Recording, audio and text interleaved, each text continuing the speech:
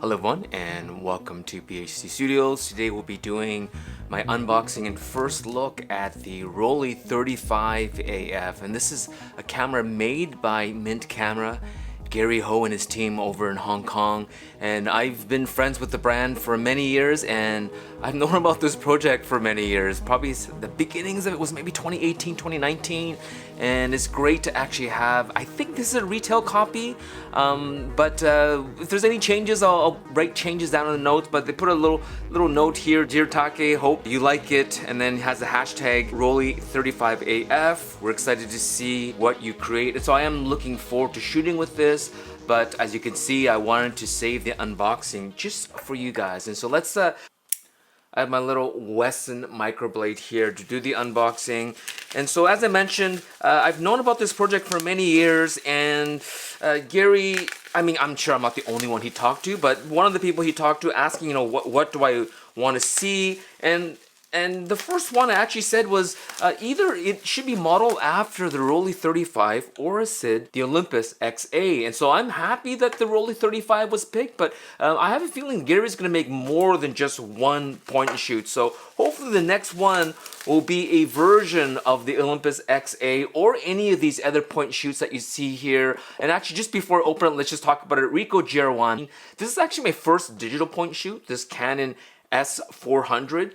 And so I love point and shoot. As you can see, my first point and shoot that I bought, I think in '93, I bought this brand new. I still have the box, the receipt, everything, the SBO Mini or the UC1. I love this camera. And then the next one I bought was the Ricoh GR1. Here is the Auto Boy I bought in Germany, Konica Big Mini, 35 Ti from Camera Film Photo, the GR Digital, in the limited edition colorway. And so as you can tell, Taka loves point and shoots. And so to be able to help in the development of this new Rollei 35AF, all right, let's just, how does this open up here? Oh, just straight up like this. There you go. Ooh, look at that. It definitely looks like the Rollei 35, but it's going to be thicker for sure because there is autofocus in this, but so far, looking pretty darn sweet. So there is a lens cap here. Just a really simple lens cap. Not threaded, it's not pinch style, so that's maybe the first upgrade I'd like to see on this camera. So let's leave that like that. And then here is the camera. So let's put this camera down just for a second and see what else is in the box. Looks like you get a wrist strap, perhaps. Let's just see here. Yep, you get a wrist strap. Let's just open this up, and they have a actual, oh, look at that. Taka-like stickers. So you got stickers in here. And again, I don't know if this is a retail packaging. I'm gonna double check with MiNT and Rollei to see if this is exactly how the retail copy is going to be like. But there's a Rollei sticker, more film stickers. Awesome. I appreciate stickers, but even more so, I appreciate quick start guides that's actually printed out and teaches us how to, hopefully we won't need to read this, but we'll see what happens. All right, so this is the camera here. And as you can see, definitely it is much thicker than your standard film point and shoot. Back in the day, I mean, the Ricoh GR1 was famous for being very thin. You can see here it sticks out where the film canister should be. And so this is not the best camera to compare it to, but maybe something like this, the 35 Ti. It was also kind of a thick boy, as you can see, but this is even thicker. But you can't expect a multinational camera company like Nikon 35 Ti making point shoots back in sort of the heyday of these compact premium point shoots, and compared to someone who's trying to make an all-new one right now. I mean, Pentax just released their half frame, which is commendable, but this is full frame. This is 35mm, and so I really appreciate Gary being able to do that. And let's just look quickly here. It's basically, as you can tell, is modeled after the Rollei 35. There's no flash hot shoe, which I would prefer. But I guess there is a 1/4-20 thread. It'll be a cold shoe mount though. But hot shoe would have been nice, but you do get a built-in flash, a self-timer button over here. So you can see up top here from the top. See that? So there's your aperture here. f2.8, which is nice and bright, all the way up to f16, which is very typical. Shutter speed, I think for auto, it goes up to 1/500th of a second, which is great.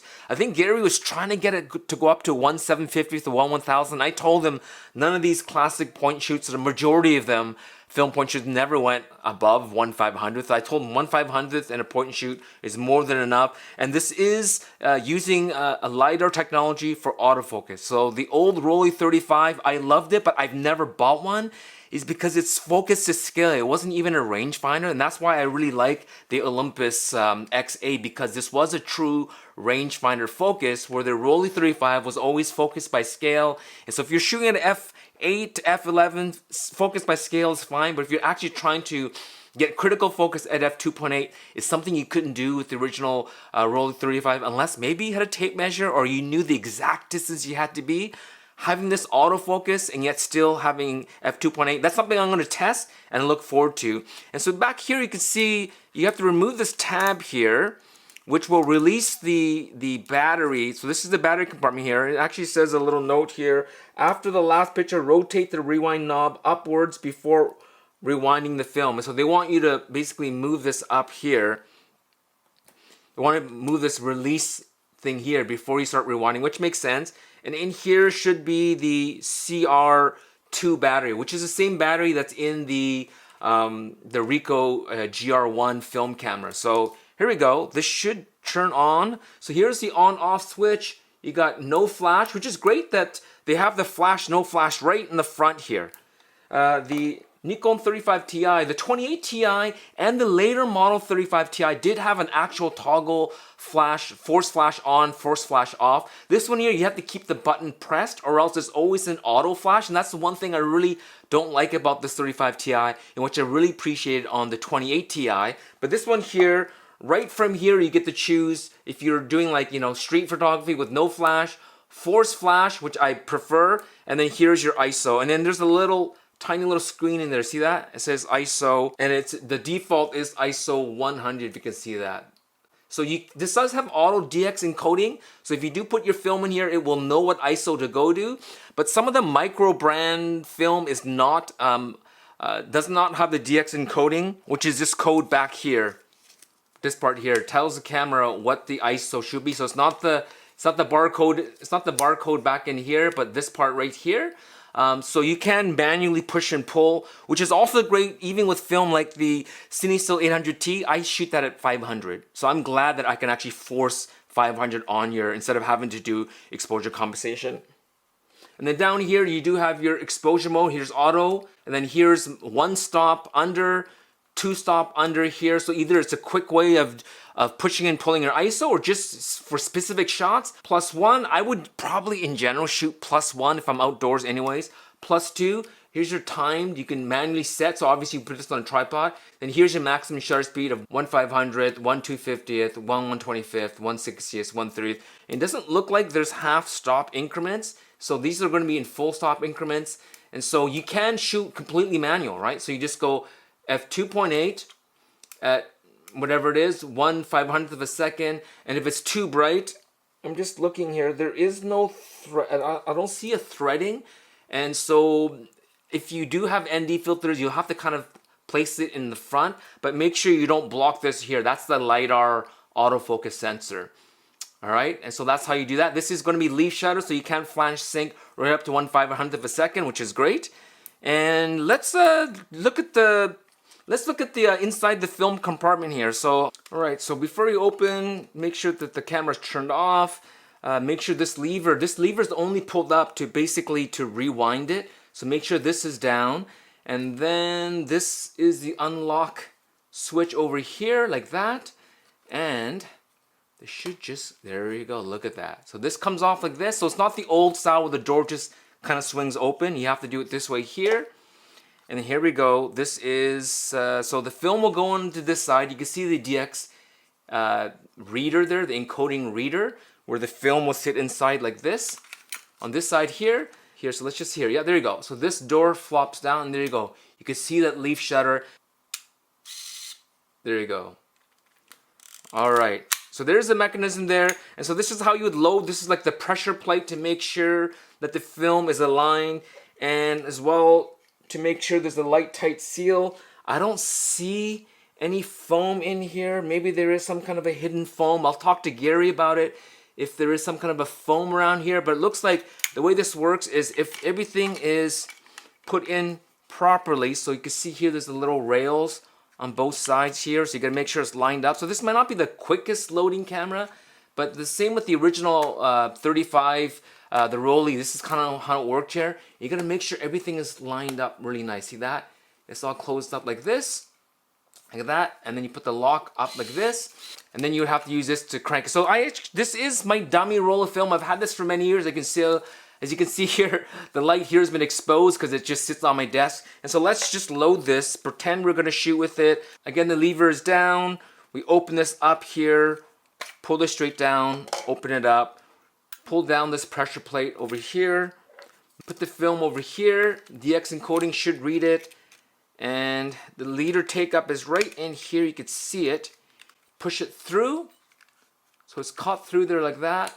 And make sure it catches. You can see it's caught there. All right. Put that pressure plate back. Close her up here. The first thing I check to see is make sure that the ISO is reading correctly. So close this up nicely. There you go. Sealed, sealed. Lock this here. No, there you go. Lock this here so everything is light tight.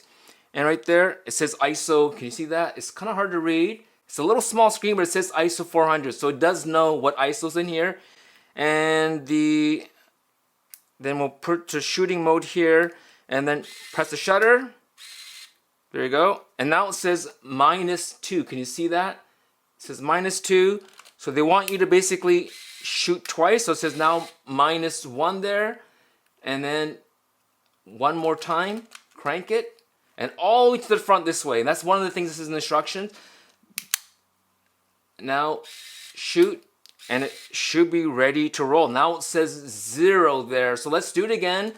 Let's crank it all the way like this. Press it, and there is a half press on this, which is great. So it is autofocus, but you can half press and then recompose, which is awesome. And again, we are in full manual mode here at 1/500th of a second. You can almost hear like a 15th of a second. So let's just do that. Crank it here, and then actually you can't because there's a lot of sounds in the camera. But it is nice that it is a manual advance. There you go. Do you hear that? And then you crank it, and there you go. There you go.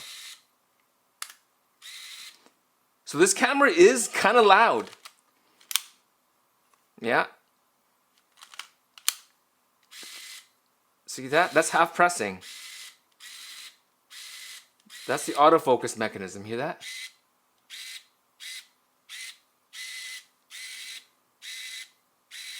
Let's compare the sound. I mean, this is my Auto Boy here. This is called the AF35M Mark II. This camera is not quite either. See, that's right. This is auto advanced though. This one is not, which kind of makes it fun. This is a little bit thin. I do wish this was a little bit thicker and a little bit stronger feeling. Let's just press this. Half press. Right? Recompose. There you go. That's the sound. And then advance. So right now it says I'm on the 7th frame, and let's just go through all the frames and let it finish. Actually, hey, let's just try the flash as well here. So here's this, crank it. Now you got the lights here as well. The yellow light should be telling me that the flash is charging up, I think. Yeah, and then the green light there should be letting me know when it's locked onto focus, right? So this is 0.7, so it's not that close focus either, but most Leica lenses are 0.7 anyways, and so that's fine. So let's just see the flash. Yep, so the flash does work, but I'm not gonna waste the battery just doing this fake flash here. There you go. There you go. All right, we'll just keep on going. All right, it's gonna take too long. I'm at frame 11 right now. And so what I could do is let's just say we're at the end, and then now you just basically you're releasing it. And then we just grab this lever here, and now just manually rewind the film. The good old days here. It's a little tight. All right, it felt like it disengaged here. So now we gotta pull this lever down, move this switch over this way, and now release this. And here you go. Film has been advanced, and that's it. So pretty darn fun. Now, this is obviously just the first look. I have not put any film through it, but I'll insert some photos. Gary's been sending me pictures for maybe the last year or so. And as this is a 5-element all glass optical lens here. And I think I know what the design is off of, but I don't know if Gary wants me to tell you. It's out of patent, so technically they could copy any lens design that they want, but maybe for you guys, you can guess what 5-element design this is. But it is an all-glass design. Even something as beloved as my Pentax SBO Mini or the UC1, this had some plastic elements in here, so they call this like a fantastic plastic, but it still took good photos, nice and sharp, not even all the way across the field, but this is gonna be an all-glass lens here. And so, yeah, let's just put this all back together. Couple of quick things. It would have been nice to have either a little holder, film holder back here, although it's a little tight, and usually you only did that with larger cameras. I don't even think a camera like this will have it, no. And so, I mean, it's common to not have anything in the back, but I think it would have been fun to either maybe have a date back on here, and as well, I wish this was a little bit heavier feeling. This, the shutter lever here, as well as the sound of the autofocus. It's just a little bit, it's a little bit noisy, but again, as you heard, even on a camera like the Autoboy here, right? This is a pretty loud camera as well, and so sometimes when you make things this miniature, there's very little sound dampening, and so super excited to test it. Let me know what film you want me to put in here. I think I'm gonna either put Portra 400 or maybe just like a Kodacolor 200 or something like that. Something really simple. And then I will start posting on Instagram, and then I'll come back in a couple of weeks maybe and then do another video talking about my shooting experience with this camera. And if you want specs to this, I think if you go online or if you join the mailing list, they will send you the specs. But I will actually be shooting with this camera and get back to you on what I think of this camera. I'm glad that it has self-timer, glad it has autofocus. I'm glad that it has full manual override, aperture, priority, looks like here. You can pick your aperture, you can pick your, so basically it has aperture priority, right, where you go into the A mode. This is a little bit hard to read, so that's another thing here, but it keeps everything kind of low profile, so I think that's good. So you gotta read it on the top end here. So you do have to choose your aperture. Maybe it would have been nice to have an A mode, but I think in general, most people, low light, or if you want with the most bokeh-licious images, shoot at 2.8. In general, I would have it at 5.6 or f8 most of the time anyways. And then having that screen maybe a little bit bigger, but having this no flash mode here, and then having force flash or auto flash, and then being able to push or pull your film, I think is a really good idea. Or if you roll your own film, you could pop it in here. And then again, it would have been nice to have a hot shoe flash, or if not even a cold shoe flash. I think hot shoe would have been a nice little addition. But again, I don't think this is gonna be the last of Gary's endeavor into making point and shoot cameras. And so the Rollei 35AF, super happy that's come back. Congratulations, Rollei. Congratulations, MiNT camera, as well as Gary Ho. Thank you so much for sending this to me. Let me know if you have any questions down below, but really wait for my shooting impressions. But if you do have any questions and I can answer them, I'll answer them down below. So thanks for watching and happy shooting.